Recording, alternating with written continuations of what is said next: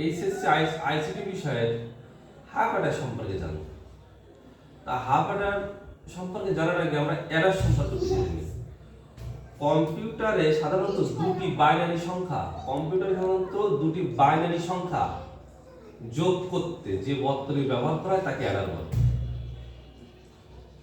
আর half Eder হচ্ছে, আমরা যেটা জানি যে হাফ অ্যাডার হচ্ছে দুটি বিট যোগ করতে পারে এবং হাতে থাকা ক্যারি বের করতে পারে। মানে হাফ অ্যাডার দুটি বিট যোগ করতে পারে, দুইটা বিট, এবং হাতে থাকা ক্যারি বের করতে পারে, তাহলে সেটা হচ্ছে হাফ অ্যাডার।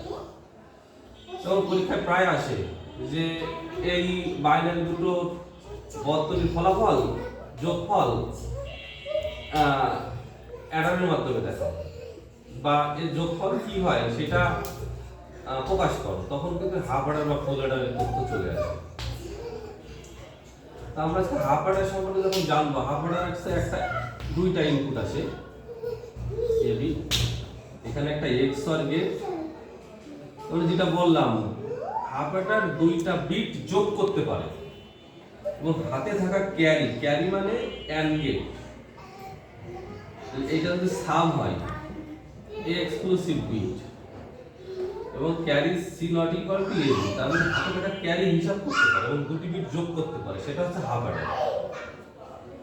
তার মানে একটা XOR gate plus and gate, এই দুইটা মিলে একটা হাফ অ্যাডার, XOR গেট এবং অ্যান্ড গেট, এটা খেয়াল রাখতে হবে। এখন এই XOR গেটের অনেক সময় সত্য সারণী আমাদের দরকার হতে পারে। XOR গেটের আমরা সামের যদি দুই ধরনের সত্য সারণী এখানে আসবে, আমি সংক্ষেপে একটু দেখাই। এখানে ইনপুট দুইটা এ বি, এটা সাম ধরলাম, এটা ক্যারি ধরলাম, 1 2 3 4 0 0 1 1 0 1 0 1।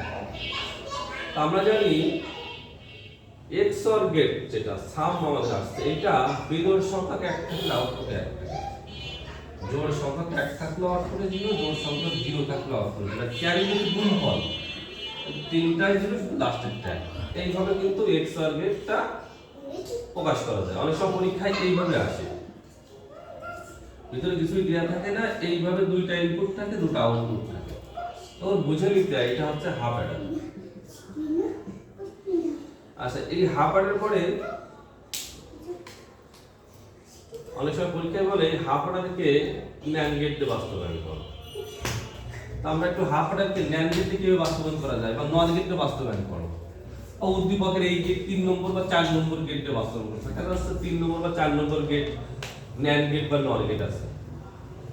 তা আমরা এইটা যদি নট গেট দিয়ে বাস্তবায়ন করতে যাই টোটাল হাফ অ্যাডারটাকে, তাহলে সাম হচ্ছে এক্সক্লুসিভ বি, তাহলে এখানে যদি আমরা ভাঙি এ বার বি এবং এ বি বার, এটা হচ্ছে সূত্র।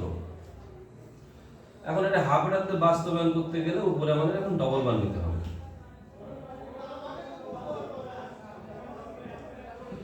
তখন কি হবে, এ বার বি ইনটু এ বি বার, এই যোগ থাকলে গুণ হয় এবং বার ভেঙে যায়, একটা বার ভাঙলাম আর একটা বার ভেঙে গেল। এটা হচ্ছে ডি মর্গানের সূত্র। ডি মর্গানের সূত্র হচ্ছে যোগ থাকলে এটা গুণ আসে, এ বার ইনটু ডি বার, এটা হচ্ছে ডি মর্গানের সূত্র, এখানে অ্যাপ্লাই করব। এবার ক্যারির যে ব্যাপারটা দেখো, এরপরে এ বি আছে, এরপরে শুধু দুটো বাদ দেবো। তাহলে দুটো বাদ কেন এখানে কেন দিতে পারলাম, কারণ আমাদের সূত্র আমরা জানি কোনো কিছুর উপর ডবল বাদ থাকলে বাদটা উঠে যায়। তাহলে এই হচ্ছে সাম, এটা হচ্ছে ক্যারি। এখন আমাদের চিত্র আঁকি, এটা এ এটা বি। তাহলে প্রথমে আমাদের এ বার তৈরি করতে হবে। তাহলে আমরা একটা ন্যান্ড গেট দিলাম, এটা কিন্তু আমরা ন্যান্ড গেটের মাধ্যমে বাস্তবায়ন করতেছি বলে কিন্তু এখানে এসে থেমে গেছি। যদি নর গেট বলতো তাহলে যোগ প্লাস বার নিয়ে আসতাম। এই যে এ বার তৈরি হলো, এখানে আরেকটা ন্যান্ড গেট দিলাম, তাহলে এখানে তৈরি হলো এ বার বি।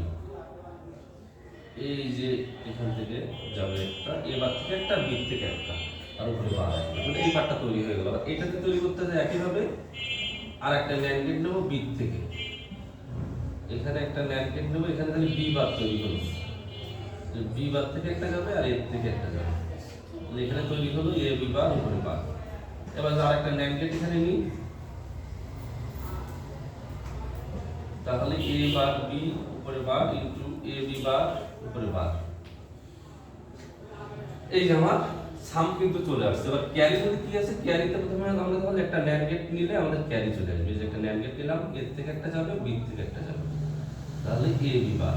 এই যে আমাদের ন্যান্ড গেট, এই যে সাম, এই যে ক্যারি দুটোই চলে আসছে। তাহলে সম্পূর্ণ হাফ অর্ডারটা আমাদের ন্যান্ড গেটে বাস্তবায়ন হয়ে গেল। ধন্যবাদ। এইভাবে তোমরা আইসিটি প্র্যাকটিস করে এবং আমাকে ফলো করে, তাহলে আইসিটি খুব সহজে আমি শেখাই দিতে পারবো তোমাদের।